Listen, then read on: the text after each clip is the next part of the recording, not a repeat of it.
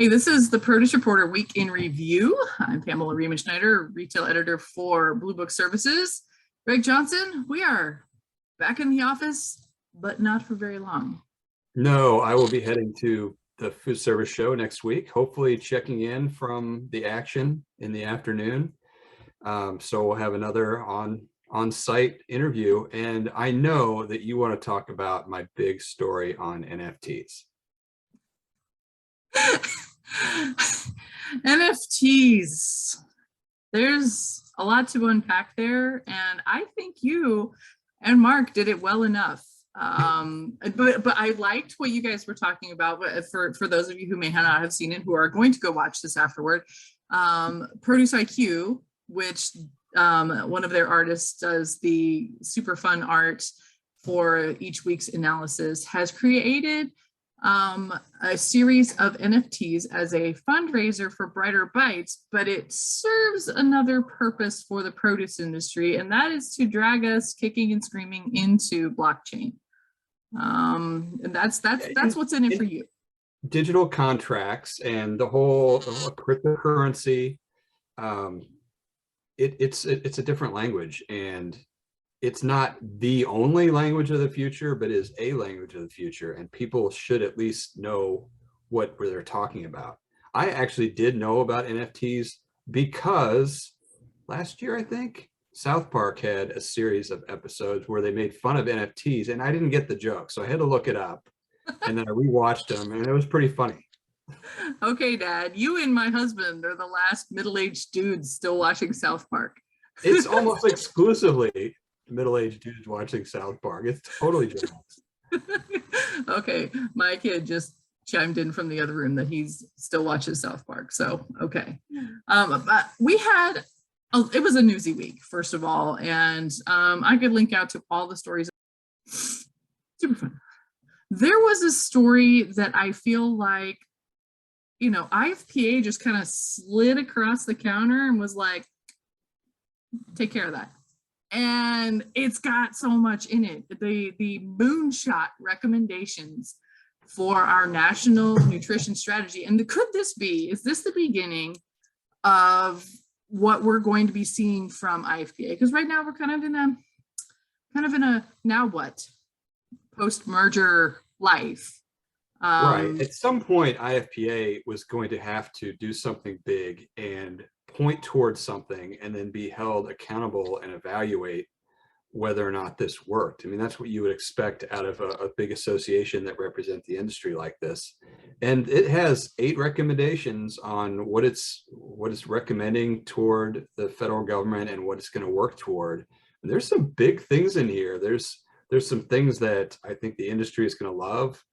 There's some things that we've been hoping for years that maybe it'll get some traction. Then there's a few other things here that makes you wonder if all their membership bought in on, because it could cause some issues. So do you want to go through a few of those? Yeah, let's go through a few of those. First of all, thumbs up, expanding prescription programs, produce prescriptions embedded as a covered health benefit in the health system.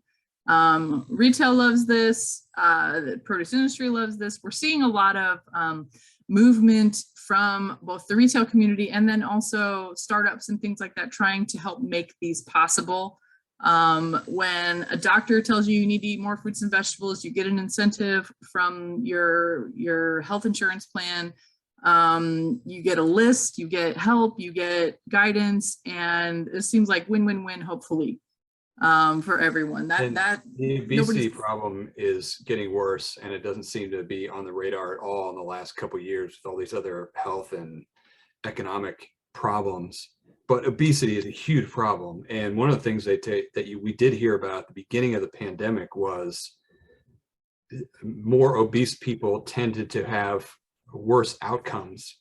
And even if this goes away or becomes a normal part of our life, that's still going to be the case, and fruit and vegetables are absolutely a solution. Right. And then there's a couple other things, though. The second point is embedding a dedicated fruit and vegetable benefit to SNAP. And we've seen a lot of movement in kind of a gentle way of doing the produce thing with SNAP, and that has been incentives. and they're grant funded for the most part.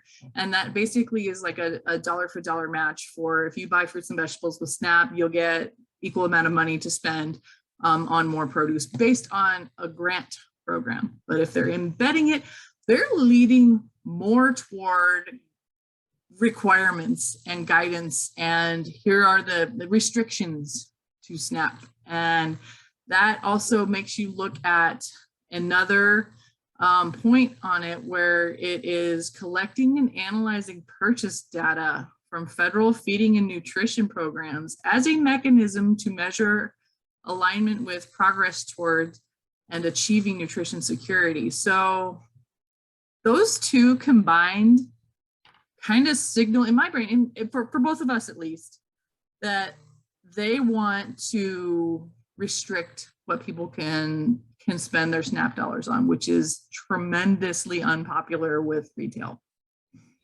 Yes, but it is very popular with the produce industry because we want a scorecard, because our product is healthier and should be incentivized more.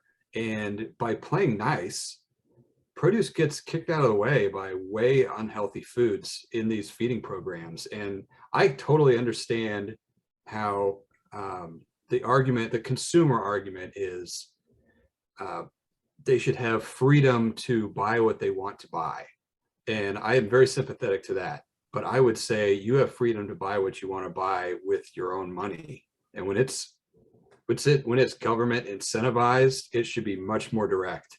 And I think I would like to see the produce industry play a little more hardball here and force the issue more and be more direct and be exclusionary. Produce needs to be at the top, and we need to kick other foods out to get results. For me, at an initial look at this, this is a far better idea than harvest boxes. It's a far better idea than a commodity box. This is accountability, and this is fresh, and this incentivizes fresh, and this makes fresh more accessible because it's the only thing you can buy, right?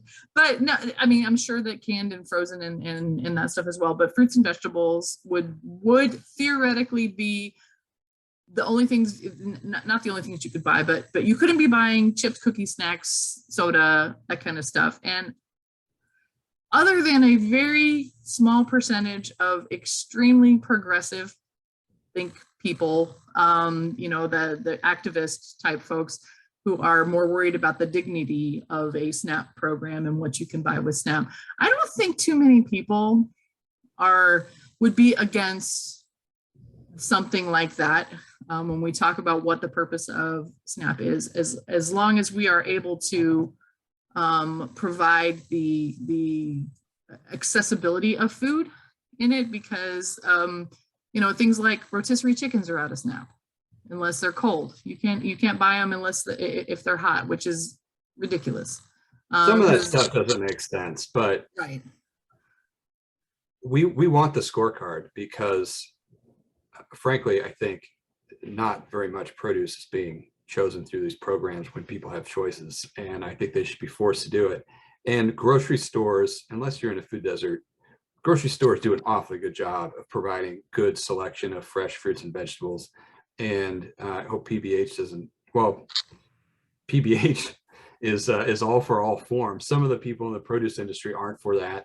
I used to be more exclusionary, but if we're talking health of consumers, then I don't think all forms is the battleground to fight.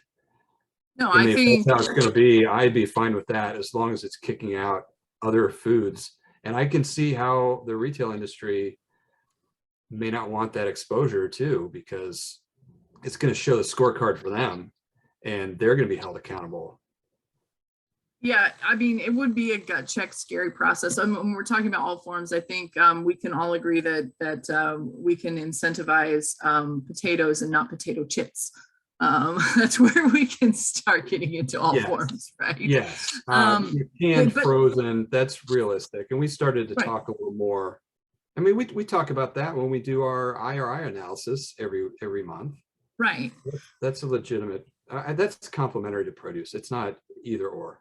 And I think, the other thing we have to think about when we think about something like this is that would this have been possible to do 10 years ago? Probably not, because the systems weren't in place to be able to analyze the data down to this granular level. So nowadays, everything's so digitized. It's more possible to do this, and more possible to compare it across all retail. Scrub the data from which retailer it is or whatever, but it would be a very large change and jaw-dropping within the nutrition world to do something like this. And are we reading too much into it? I don't know. But to see those 2 points. Oh, I don't think so. There's a lot of people pointing to that conference in September, and it's the first time it's happened in like 50 years. The nutrition conference in Washington. Washington is very polarized, and this is something that could easily be a bipartisan thing. And they need some good news out of that city. And this is one way. I think this is a good. I think this is good thing to push. Now, I do notice that they've set their runway out to 2030. So that's going to be multiple presidential administrations, multiple Congresses.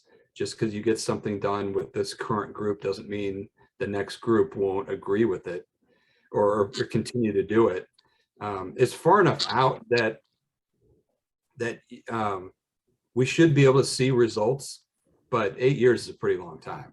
Yeah, we're going to have to keep watching it, and this is something that if we don't hear more about it next week, which we probably won't because they're going to be focused on food service stuff, or out of the Washington conference, this is definitely big stage ideas, but also a lot of discussion that I think a lot of the produce industry would be very interested about. So definitely something to watch. But for now, that's it for the Produce Reporter Week in Review. If you are not getting the Produce Reporter newsletter, you need to go to producebluebook.com and sign up.